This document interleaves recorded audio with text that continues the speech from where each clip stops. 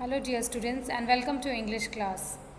So in today's video we are going to solve the exercise of the story The Enormous Turnip. So in the last video we have read the story and I have given you two pages also as a homework, that is name and draw 4 vegetables that have to be pulled out from the earth. Now name them in your own language. तो ये आपने कर लिया होगा, आपको इसमें pictures बनानी थी और रूट्स वेजिटेबल की और वहाँ उनका नाम लिखना था. सेकंड जो होमवर्क मैंने आपको दिया था that was the how many vegetables can you find in this maze, draw a circle around each word, one has been done for you.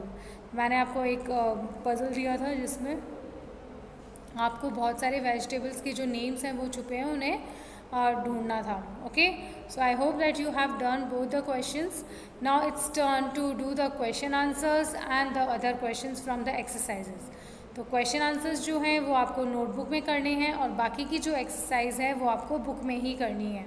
Only do the question answer part in your notebook. Okay, so let's start. So answer the following question. The first is, what did the old man plant? जो old man है उसने क्या plant किया? The old man planted some turnip seeds. Old man ने क्या plant किया? He planted some turnip seeds. Okay. Second question. Why was it difficult for the old man to pull out the turnip? Old man के लिए वो मुश्किल क्यों हो गया टर्निप बाहर निकालना, वो उससे बाहर क्यों नहीं निकल रही थी? It was difficult for the old man to pull up the turnip as it was enormous because it was very big in size. Who help him to pull up the enormous turnip? उसे जो old man था उसे किसने help की? The old woman, the boy and the girl help him to pull up the enormous turnip. So who help him? The old woman, the boy and the girl. So all together, all 4 together pull up the enormous turnip. Next is, who ate the enormous turnip? जो बड़ी सी जो turnip थी वो किसने खाई? The old man, the old woman, the boy and the girl ate the enormous turnip. तो उन चारों ने मिलके वो turnip खाई. Clear? So very simple question answers, very easy to learn. Okay. Now the next question, that is, so here are some opposite words. So students, earlier we have done some opposite words, so you remembered. Now today the same question is given related to opposite words, that is on page number 30. So here the question is a game of opposites. The entire class can be divided into 2 groups where one group says one word and the second group says the opposite word. So ये classroom activity है. So this is a classroom activity. Now as you all are not coming to school, so we will do in the book itself. So here are some opposite words.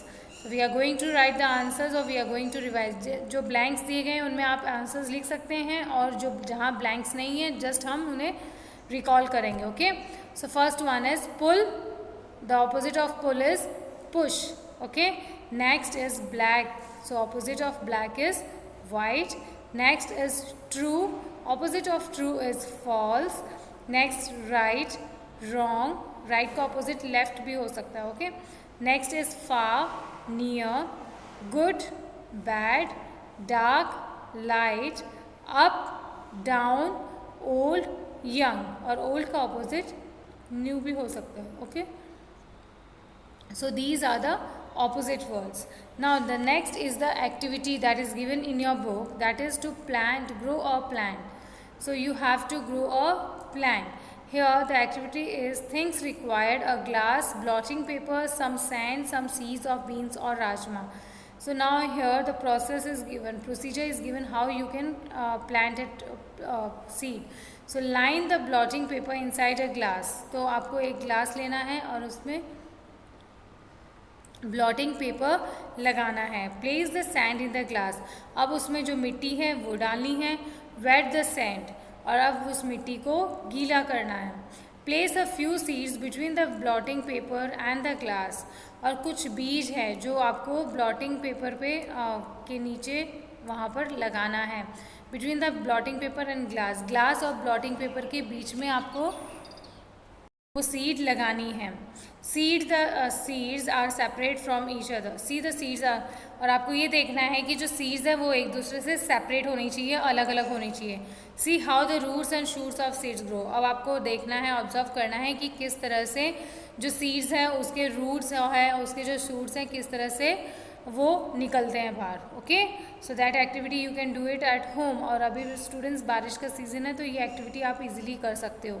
Now next is the, now on the next page one more activity is given, make a friendship salad. So इसमें आपको क्या करना है, यहाँ आपको salad बनाना है। That is things require is we need what do we, आप सब घर पे सैलेड्स खाते हैं, है ना, तो मोस्टली हम सैलेड्स में क्या खाते हैं, जैसे क्यूकम्बर है, टमाटोज़ हैं, ऑनियंस है, चिलीज़ हैं, कैरेट्स हैं, रेडिश है, ये एज ए सैलेड हम यूज़ करते हैं। कई बार हम स्प्राउट्स भी यूज़ करते हैं। ओके, सो यहाँ जो सैलेड है वो that is we need is 2 carrots, 2 tomatoes, peas, 2 spoonfuls, and then a lemon. Okay, now what we have to do, the procedure here is given as wash all the vegetables well. सबसे पहले आपको सारे salad जो भी vegetables है उसको अच्छे से वॉश करना है। Cut the carrots, tomatoes and lemon, then you have to cut them into slice.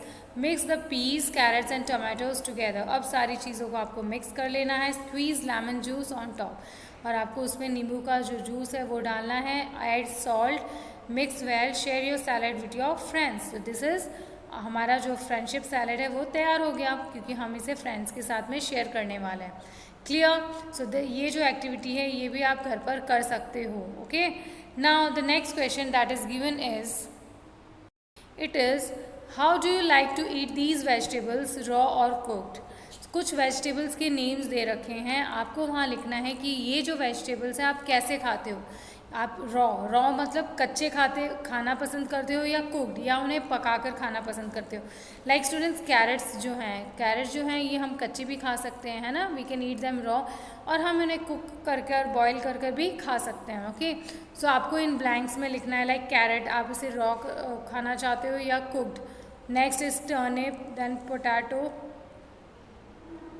Like potato जो है वो हम रॉ नहीं खा सकते, हमें उसे कुक करना पड़ेगा, बॉईल करना पड़ेगा, है ना। सो अब आपको ये यहाँ पर नोट डाउन करना है। उसके बाद आपको क्या लिखना है, name 4 vegetables you ate last week, write their names here.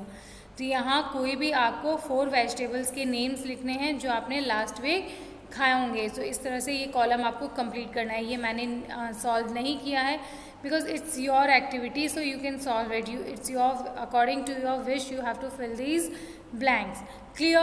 So complete this exercise, write the question answers in the notebook, और जो बाकी की एक्टिविटीज़ हैं, जो एक्सरसाइज पार्ट है वो आपको बुक में ही सॉल्व करने हैं। 2 एक्टिविटीज़ हमने पढ़ी हैं, one was of planting a seed and other was of making a friendship salad. So ये दोनों एक्टिविटीज़ आप घर पर कर सकते हो। Clear? So complete this chapter. In the next video we'll going to and one more thing students, on page number 32 also one question is given that you have to do on your own. Clear? Okay, so आपको ये complete करनी है। In the next video we will start new unit, that is unit 4. So we have completed unit 3, and the next video we are going to start unit 4. Till then complete all the 3 chapters and complete your pending work. Okay, stay healthy, stay safe. Thank you.